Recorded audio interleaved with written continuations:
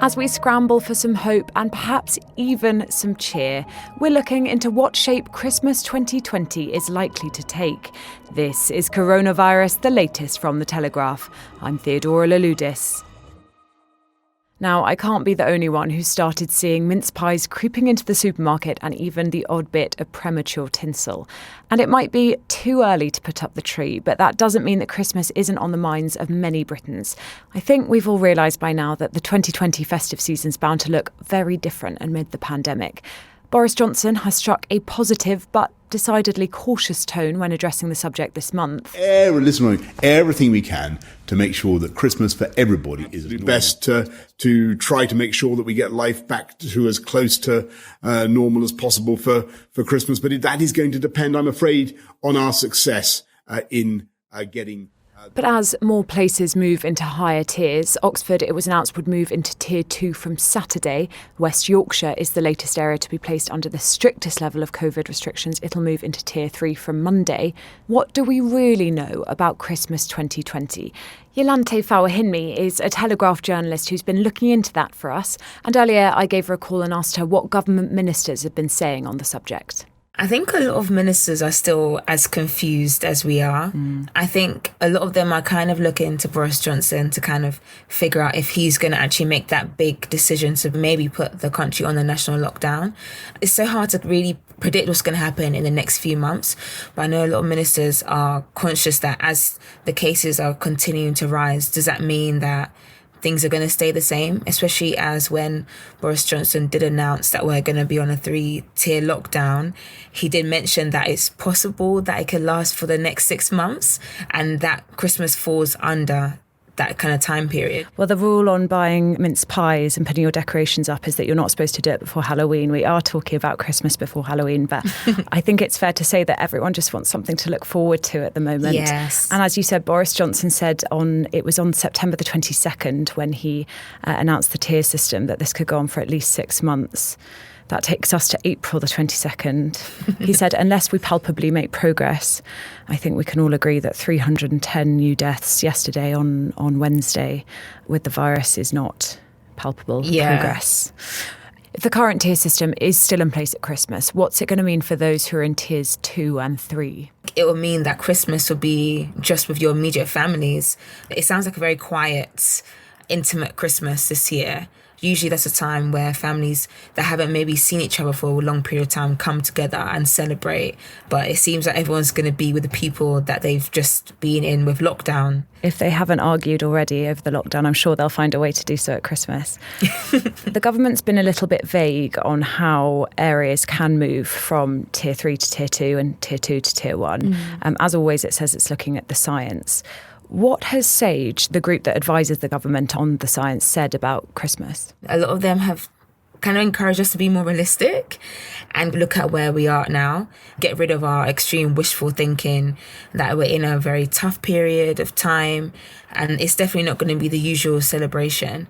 One other thing members of SAGE have been advising government to maybe consider is to having all areas across the UK have the same lockdown coronavirus measures in place so that families that are maybe in Tier 1 and Tier 2 or Tier 3, they're all kind of on the same level. And I guess it kind of encourages or minimises the kind of north to south divide that we're starting to see now. And I think that may help people manage the difference in Christmas this year a lot better if they know that everyone's on the same page and not some people are allowed to share or be family more than others. That's actually similar to what the Lib Dem leader, Ed Davey, was saying the other day. He wasn't so much talking about keeping the rules the same across England, the lockdown measures. He was talking about all 4 governments coming together, so England, Ireland, Scotland and Wales, to agree a coherent set of rules before Christmas. Because he says that as well as people feeling like this is more just at Christmas, like they can do the same as their family, as you say, in other parts of the country, his main reason was that if you don't have a coherent set of rules across all 4 nations at Christmas, then they'll just be so confusing that people will break them anyway.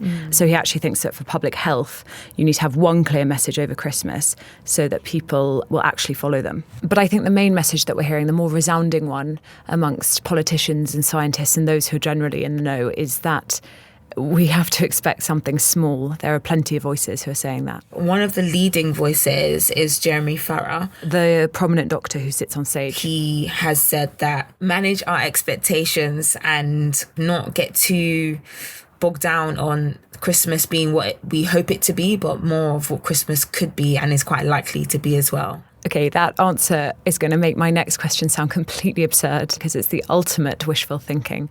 But there are going to be people out there who are dreaming of some Christmas sun, maybe who normally jet off over Christmas. Are Christmas holidays completely off the cards? Or not necessarily, but it is encouraged that we should try and limit our travel. It's probably best to consider wherever you're traveling to, if that country or that continent is under strict lockdown rules and measures, if you're going to have to do a 14-day quarantine or not.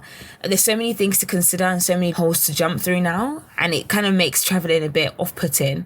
But I know a lot of people are still traveling and still trying to catch the sun where they can, or even visit a family that they haven't seen in a very long time. And the travel corridor list is being updated weekly, with places both being added and taken off. So, for example, a couple of weeks ago, you couldn't go to Crete without isolating on your return if you're arriving back in England, but now you can. So, yeah, I suppose the travel advice is, if you can bear the stress of things potentially being cancelled and it's something you really want to do, then there is a list of places that you could go. But that is, of course, an entirely personal decision. And the advice does change, so do stay up to date, listeners, on the government website.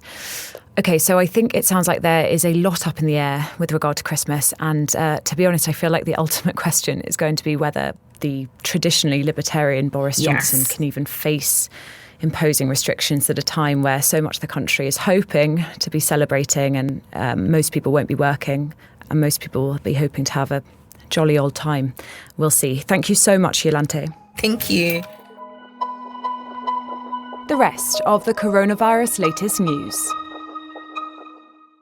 Nearly 100,000 people are catching coronavirus every day in England, according to a major study. Researchers at Imperial College London say the epidemic's gaining pace and estimate the number of people infected is now doubling every 9 days. The authors say we're at a critical stage and something has to change. It comes as France and Germany both reimpose national measures to control the virus.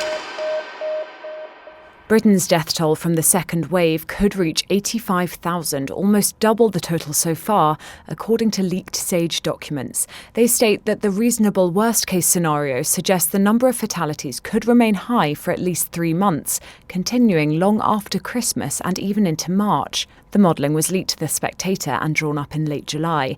It suggests a much longer second wave where deaths remain above 500 a day for at least 3 months, while over the first wave, deaths reached over 500 a day for just 5 weeks.